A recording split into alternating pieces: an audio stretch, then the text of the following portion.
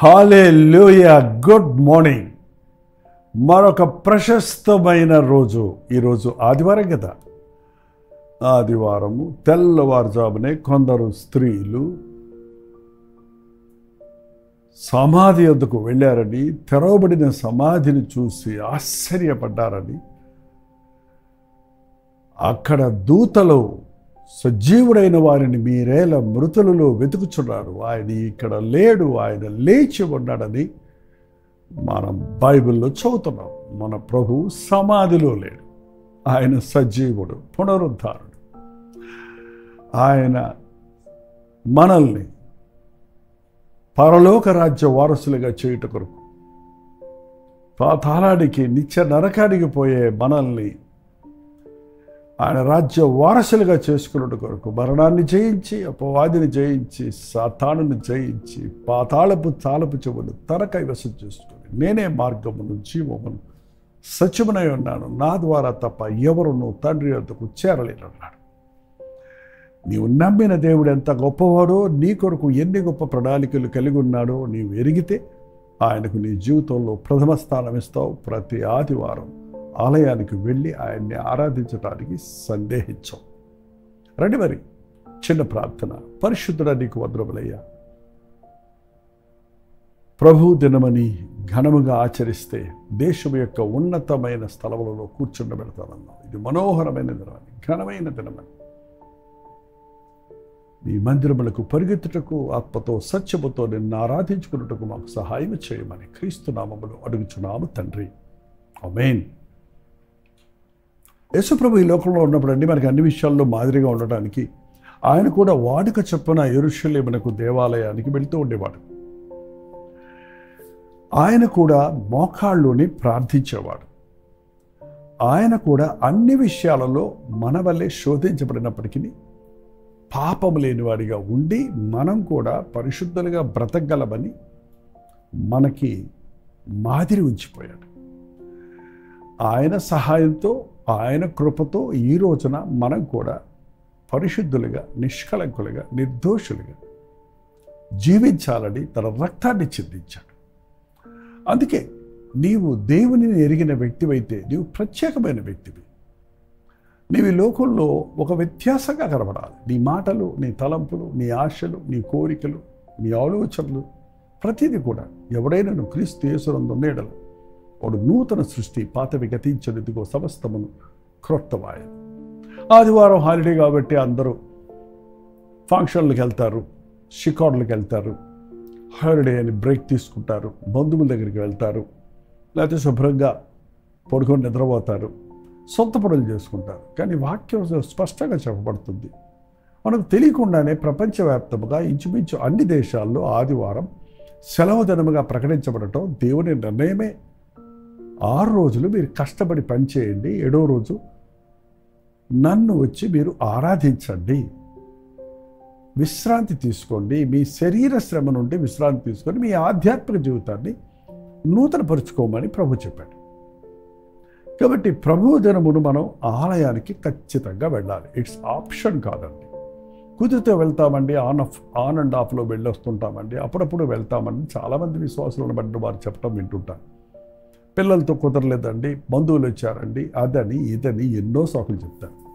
నువ్వు నిజంగా యేసయ్యను ప్రేమించినట్లయితే మొదటి స్థానం ప్రభుకే ఇస్తే అన్నిటినీ పక్కన పెట్టి ప్రభు దినాన్ని 52 ఆదివారాలు ఉన్నాయి ఒక సంవత్సరంలో. 365 రోజులు నీకు ఇచ్చాడు. 52 ఆదివారాలు దేవునికి ఇవ్వలేవా? మిగిలిన 300 ఇంచుమించు 480 లేక చిల్లర రోజుల్లో నీవు దేవుని కొరకు నీ పనులు చేసుకొని దేవుని సమయాన్ని దేవునికి ప్రత్యేకపరచలేవా? మనసు ఉంటే మార్గం ఉంది. ప్రభువుని ప్రేమిస్తే అది చేస్తాం. మందిరానికి వెళ్ళాడు, ప్రభు కూడా మందిరానికి వెళ్ళాడు. ఒకసారి చూడండి, యోహాను సువార్త 2వ అధ్యాయం 14వ వచనంలో, 13-14 వచనంలో, యూదుల పస్కా పండుగ సమీపింపగా యేసు యెరూషలేమునకు వెళ్ళి దేవాలయంలో ఎడ్లను, గొర్రెలను, పావురములను అమ్మువారును, రూకలు మార్చువారును కూర్చున్నట్టు చూచి తాళ్లతో కొరడాలు చేసి గొర్రెలను, ఎడ్లన్నిటినీ దేవాలయం నుండి తోలివేసి రూకలు మార్చి వారి రూకలను చల్లివేసి వారి బల్లలను పడద్రోసి పౌరముల అమ్మవారితో వీటిని ఇక్కడ నుండి తీసుకొని పొండి, నా తండ్రి ఇల్లు వ్యాపారపుటెల్లుగా చేయకూడని చెప్పాను. అంతటా ఆయన శిష్యులు, నీ ఇంటిని గురించి ఆసక్తి నన్ను భక్షించుచున్నాను భక్షించునని రాయబడిన ఉన్నట్టు జ్ఞాపకము చేసుకొనిరి. యేసు ప్రభువుకి దేవుని తండ్రి ఇంటిని గురించిన ఆసక్తి ఉందండి. దేవుని మందిరాన్ని గురించిన ఆసక్తి ఉండాలి మనకు. దేవుని బిడలుగా పరలోకపు తండ్రి ఆరాధనా స్థలం అది. పరలోకముందున్న మన తండ్రికి ప్రార్థించుకునే స్థలం అది. ఈ లోకంలో ప్రభువు నామములో మనం కూడి రావటానికి ఆలయం అండి. ప్రభువుని కూర్చోబెట్టుకోవడానికి కాదు ఆలయాలు. మన ప్రభువును ఆరాధించేవారు దేవుణ్ణి ఒక విగ్రహంగా చేసి గుడిలో కూర్చోబెట్టుకో మనం కారణం. ఆయన కొండలలో ఉండేవాడు కాదు, బండలలో ఉండేవాడు కాదు. ఆయన ఆకాశము నా సింహాసనము, భూమి నా పాదపీఠం అన్నవాడు. మీరు నా నిమిత్తమై కట్టనుద్దేశించిన ఆలయము ఏ పాటిది? మరి ఎందుకు ఆలయాలంటే, ఆయన నామమునందు విశ్వాసం ఉంచి ఆయన రక్తములో కడగబడిన మనం ఆయన మందిరములో సమాజంగా కూడుటకు, ఆత్మతో సత్యముతో ఆయన్ని ఆరాధించుకుంటకు. ఆ మందిరాలలో దేవుని సన్నిధి ఉండాలి. దేవుని మందిరం పరిశుద్ధం అని బైబిల్ చెప్తుంది. మనకు తెలుసు, మందిరం అనగానే అది పవిత్రమైన స్థలం, అది పరిశుద్ధమైన స్థలం, అక్కడ తప్పు చేయకూడదు, కానీ ఇంటికి వచ్చేయచ్చు అన్నట్టుగా చాలామంది ఉంటారు. కానీ కనీసం మందిరం అనే ఇంగిత జ్ఞానం కూడా లేకుండా ఈరోజు మందిరాలనే అపవిత్రపరిచేవారిగా, మందిరాలను కూడా నిర్లక్ష్యపరిచేవారిగా, మందిరంలో కూడా అపవాది కార్యాలకు చోటిచ్చేవారిగా, వ్యాపారాలకు చోటిచ్చేవారిగా మారిపోతున్నారు. అక్కడ ప్రభువుకు చాలా కోపం వచ్చింది. దానికి రెండు సార్లు కోపం వచ్చింది అన్నట్టు ఉందండి. ఒకటి, దేవాలయాన్ని వ్యాపారపుటిల్లుగా చేసినప్పుడు, మరొకటి ఆయన దగ్గరకు వచ్చేటువంటి చిన్న బిడ్డలను ఆటంకపరిచినప్పుడు. ఎన్నోసార్లు మనం అనేక విషయాల్లో దేవునిని దుఃఖపరిచేవారిగా మనం ఉంటున్నాం. ఆయన కోపం రేపేవారిగా మనం ఉంటున్నాం.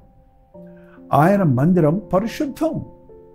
మందిరమునకు వెళ్ళినప్పుడు నీ ప్రవర్తన జాగ్రత్తగా చూసుకో అని దేవుని వాక్యం సెలవిస్తూ ఉంది.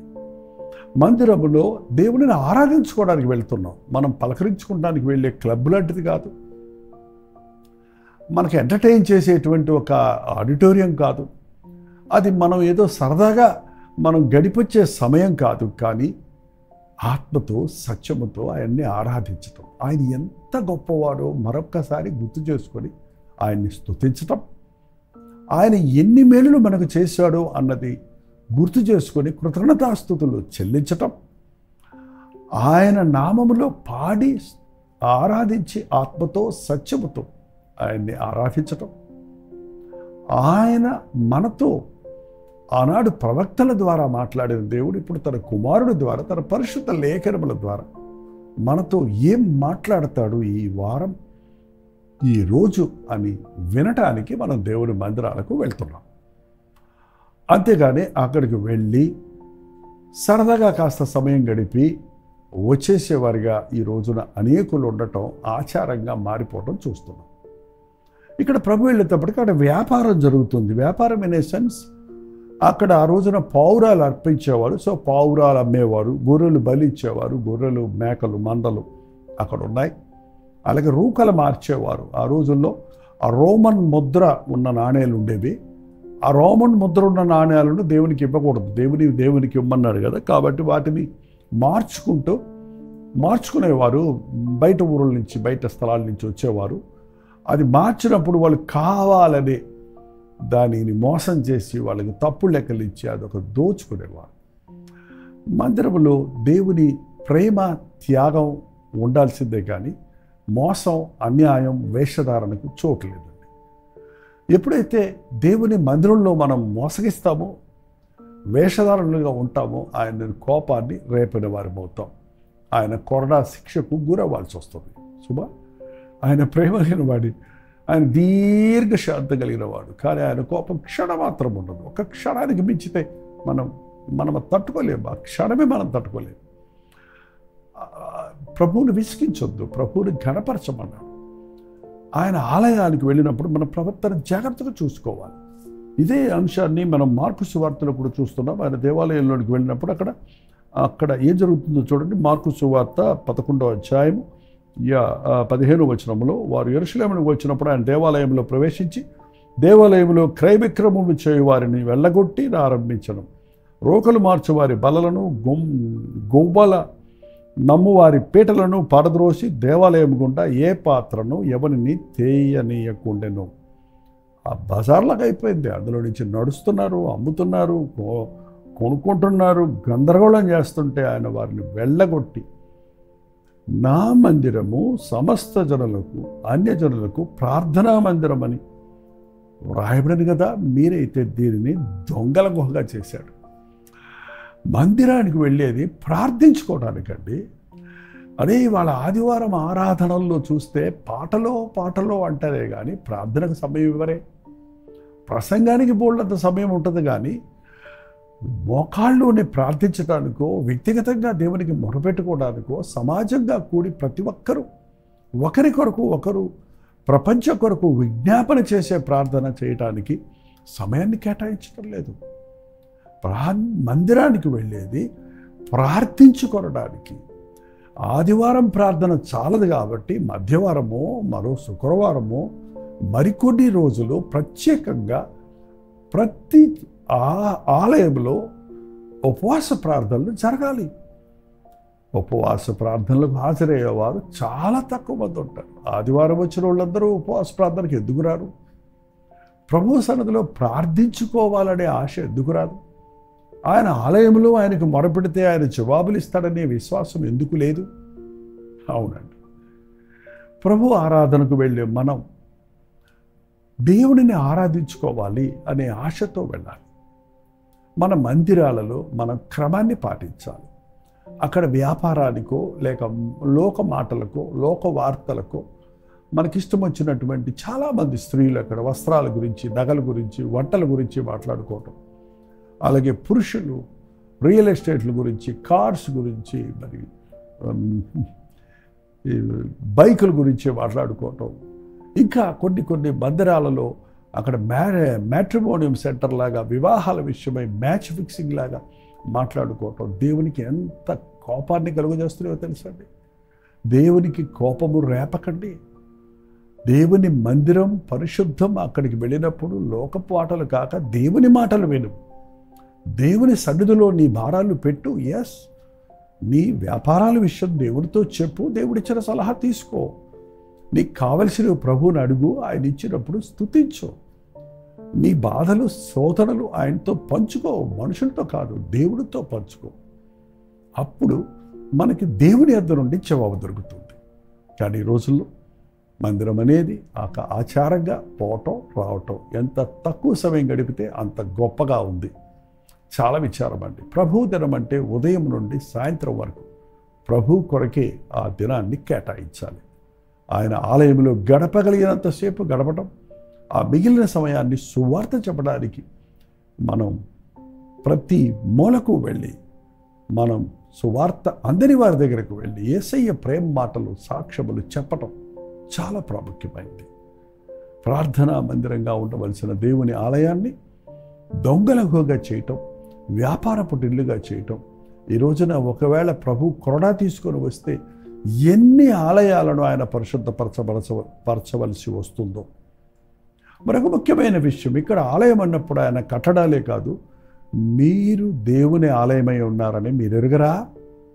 ఎవరైనా దేవుని ఆలయాన్ని పాడు చేస్తే నేను వాడిని పాడు చేస్తాను. దేవుని ఆలయం పరిశుద్ధం. ఆయన కట్టడాలు కాదు. మహాగణుడు, మహోన్నతుడు, నిత్య నివాసి, మహోన్నతమైన స్థలంలో నివసించేవాడు. కానీ విరిగి నలిగిన వారి హృదయములు కలిగిన వారి దగ్గర నివసిస్తారన్న ప్రభు మన హృదయాలలో ఉండాలని ఆశపడుతున్నాడు. మందిరాన్ని శుభ్రం చేయటం, ఇతరులను పోయి చెప్పుకోవడం సంగతి పక్కన పెట్టి నీ హృదయం ముందు ఎలాగుంది? నీ హృదయం దొంగలహుగా చేసుకున్నావా? వ్యాపారపు ఇల్లుగా చేసుకున్నావా? లోకాశలు, లోక మాటలు, లోక వ్యాపారాలు, లోక లావాదేవీలు, లోక విషయాలతో నీ మనసంతా నిండిపోయిందంటే ప్రభు నీ హృదయంలోనికి ఎలా రాగలడు? ప్రభు నిన్ను చూసి ఎలా మెచ్చుకోగలడు? దేవుని మందిరములు బాగు చేయటం అంటే మన హృదయంలో ఉన్న పాపములను ఒప్పుకొనటం, మోసాలు, అన్యాయాలు విడిచిపెట్టడం, మన హృదయములు ఆయన హృదయ సింహాసనం మీద ఆయన రాజుగా ప్రతిష్ఠించుకోవటం, ఆయన చిత్తములో బ్రతకటం ఎంతో అవసరం. ప్రార్థన. పరిశుద్ధుడా, ప్రేమగల తండ్రి, మా హృదయమే నీ ఆలయమని పాడుతున్నాం, వింటున్నాం, చదువుతున్నాం. మా హృదయాలలో తండ్రి దొంగలకు చోటు ఇవ్వక, పాపమునకు చోటు ఇవ్వక, వ్యాపారమునకు చోటు ఇవ్వక, మోసము, అన్యాయము, వేషధారణ వంటి శరీర సంబంధమైన కార్యాలు చోటు చేసుకోక, నా హృదయం పూర్ణ హృదయముతో, పూర్ణ బలముతో, పూర్ణ శక్తితో, పూర్ణ ఆత్మతో, పూర్ణ ప్రేమతో నా ప్రభువునే నేను ప్రేమిస్తున్నాను.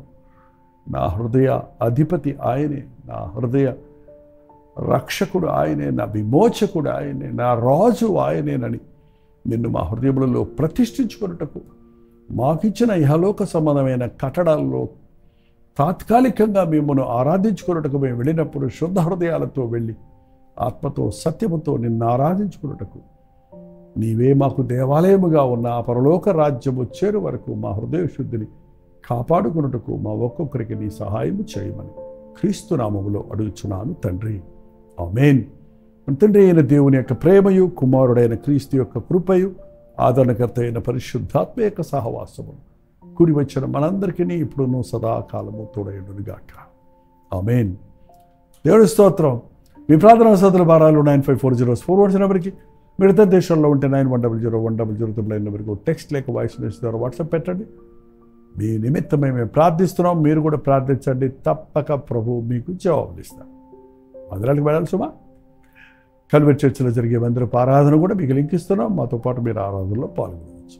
నేను ముందుగానే తెలియజేసినట్టుగా ఈ ఆదివారం ఐశ్వర్య మహల్లో, Arumbakkam, Jawaharlal Nehru road, MMD colony, చెన్నైలో జరిగే ఈ ఆరాధనలో మిమ్మల్ని కూడా ఆహ్వానిస్తున్నాం. చెన్నై పరిసర ప్రాంతాల్లో ఉన్నవారు పాల్గొనండి. ప్రభు వల్ల కూడా ఉంటుంది కాబట్టి దేవునితో సమయం గడుపుదాం, దేవుని యందు ఆనందిద్దాం.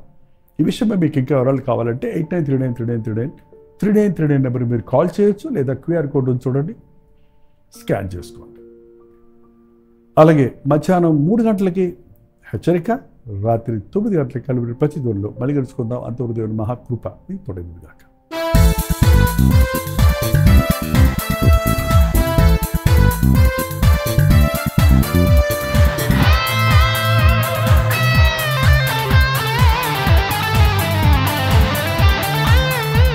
హల్లెలూయా. చెన్నై పరిసర ప్రాంతాల్లో ఉన్న వారికి శుభవార్త. ప్రభు చిత్తమైతే ఈ ఆదివారం అనగా నవంబర్ 9వ తారీఖు ఆదివారం ఉదయం 10:30 నుంచి ఒక ప్రత్యేకమైన థ్యాంక్స్ గివింగ్ సండే సర్వీస్ని ఐశ్వర్య మహల్లో ఒకే ఆరాధనగా ఏర్పాటు చేస్తున్నాం. కల్వరీ చర్చ్ మెంబర్స్ అందరూ, చెన్నై నలుమూలలు ఉన్నవారు, దూరభారములని చెప్పి రాలేకపోతున్న వారు కూడా కుటుంబాలుగా ఈ ఐశ్వర్య మహల్లో జరిగే ఆరాధనకు రండి. వ్యక్తిగతంగా మిమ్మల్ని చూడడానికి, ప్రార్థించడానికి అవకాశాన్ని కలుగుతుంది. అలాగే చెన్నై చుట్టుపక్కల ప్రాంతాల్లో ఉన్నవారు సోషల్ మీడియా ద్వారా, టెలివిజన్ ద్వారా వాక్యం విని బలపడుతున్నవారు ఈ ప్రత్యేకమైన థ్యాంక్స్ గివింగ్ సండే సర్వీస్లో పాల్గొనాలని ఆశిస్తే మిమ్మల్ని అందరినీ ప్రేమతో ఆహ్వానిస్తున్నాం. రండి. ఉదయం 10:30 నుంచి సాయంత్రం 3 గంటల వరకు జరిగే ఆరాధనలో పాల్గొనండి. ఆ తర్వాత చిన్న ప్రేమ విందు ఉంటుంది. మాతో పాటు కలిసి దేవుని స్తుతించండి. చిరునామా గమనించండి. Aishwarya Mahal, 151 Jawaharlal Nehru road, Arumbakkam, MMD colony, Chennai 106. ఇంకా ఈ విషయమై మీకు వివరాలు కావాలంటే 8939393939 అనే నెంబర్కి మీరు కాల్ చేయొచ్చు, లేదా QR కోడ్ ఇవ్వబడింది. ఆ QR కోడ్ మీరు స్కాన్ చేసుకోవచ్చు. రండి, మనందరం కలిసి ప్రభువును స్తుతించి ఆయన కృతజ్ఞతాస్తుతులు చెల్లించి ఆయన చేత దీవించబడదాం. తప్పకొస్తారు కదా.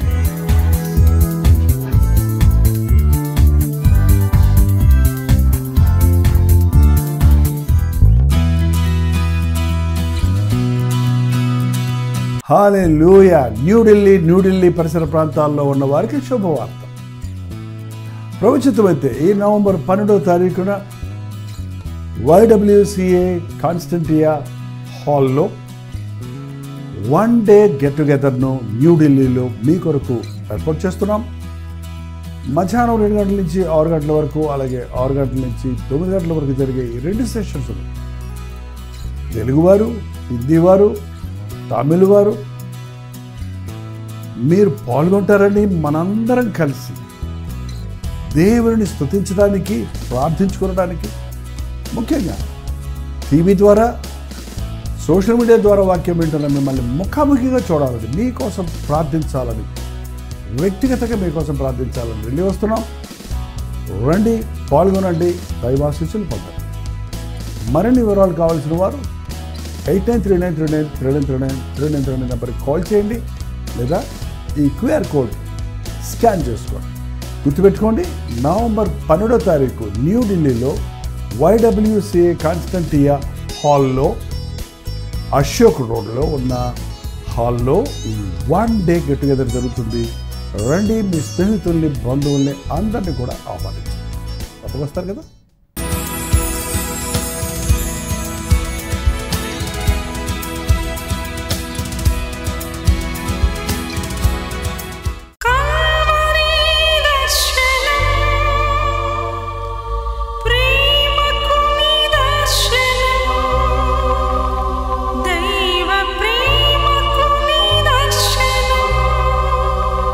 తెలుగు, తమిళ, హిందీ, మలయాళం, బెంగాలీ, ఒరియా అనే 6 భాషల్లో టెలివిజన్ ప్రోగ్రామ్స్ కొనసాగుతూనే ఉన్నాయి. భారభరితమైన పరిచయంలో మీరు సహకరించాలని ఆశిస్తే, ప్రభు మిమ్మల్ని ప్రేరేపిస్తే మీ విరాళాలు, కానుకలు మనకి మీరు పంపించవచ్చు. అవి నేరుగా టీవీ ఛానల్స్కి వెళ్తాయి. అందులో ఏది మేము మా సొంత ఖర్చుల కొరకు ముట్టుకోవటం లేదు, వేరే పరిచయ కొరకు ముట్టుకోవటం లేదు. టెలివిజన్ పరిచయలో ఇంకా సువార్త వినని వారికి అది అందించాలని ఆశతో ఒక 20 సంవత్సరాలుగా కొనసాగుతున్న పరిచయం కొరకు ప్రార్థించండి, మీ సహకారాన్ని అందించండి. ఈ విషయం మీకు ఇంకా వివరాలు కావాలంటే 89393939 అనే నెంబర్కి మార్నింగ్ 10 నుంచి ఈవినింగ్ 10 లోపల మీరు ఫోన్ చేయండి, వివరాలు మీకు తెలియజేస్తాం.